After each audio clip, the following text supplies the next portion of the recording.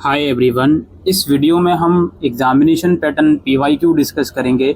Strategic management MBA SOL semester 4 का paper 70 number का आएगा। पेपर में दो पार्ट्स होंगे। पार्ट ए जो है वो मैंडेटरी है और पार्ट बी में टोटल 6 क्वेश्चन हैं जिसमें से आपको 4 करने हैं।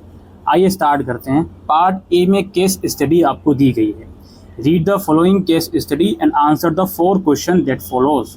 ठीक है जी। केस स्टडी है क्लेवर टेक्स सॉल्यूशन की। क्या है जी इसमें?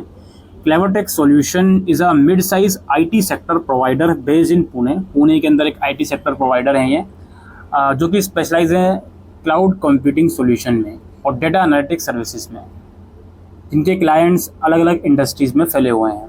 2010 में ये कंपनी इस्टेब्लिश हुई थी और डोमेस्टिक लेवल पर the company has enjoyed a strong domestic market presence and is now contemplating a strategic move to expand into Southeast Asia starting with Singapore।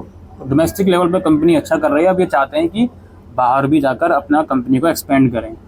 Decision to expand internationally is driven by the growing demand for cloud services in the reason.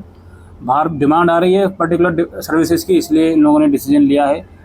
Coupled with the strategic location of Singapore as a technology hub. Singapore भी आपका technology का hub है, तो उस चीज़ का भी इनको फ़ायदा मिल सकता है।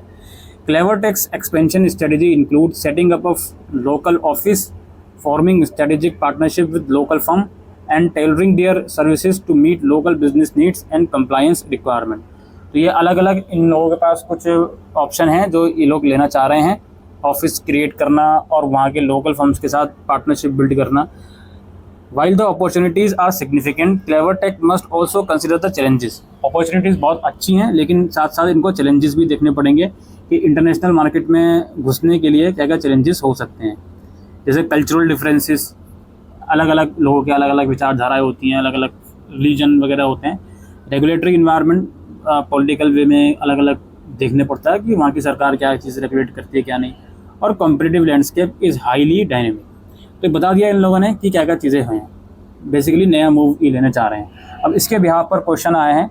Evaluate the strategic rational behind Clever Tex Solution decision to expand into South East Asia specifically Singapore. तो सिंगापुर में जाने के पीछे क्या इनका स्ट्रेटेजिक रैशनल है कंपनी का, वो आपको बताना है। Discuss the potential challenges clever tech में face in establishing its operation in a foreign market. क्या क्या मुसीबतें, क्या क्या चैलेंजेस इनको फेस करनी पड़ सकती हैं इस चीज़ को इम्प्लीमेंट करने में फॉरेन मार्केट में, वो बताना है।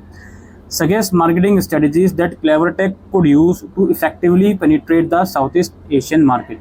क्या क्या ये लोग स्ट्रेटजी ले सकते हैं क्लेवर टेक कंपनी, जिसकी वजह से साउथ एशियन मार्केट को ये अच्छी तरीके से पेनिट्रेट कर पाएँ। और analyse the importance of strategic partnership for Clever Tech in this international venture.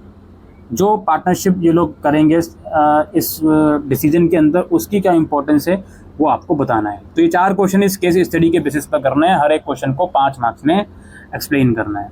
उसके बाद पार्ट बी स्टार्ट होता है। What are the key factors a company should consider when expending internationally.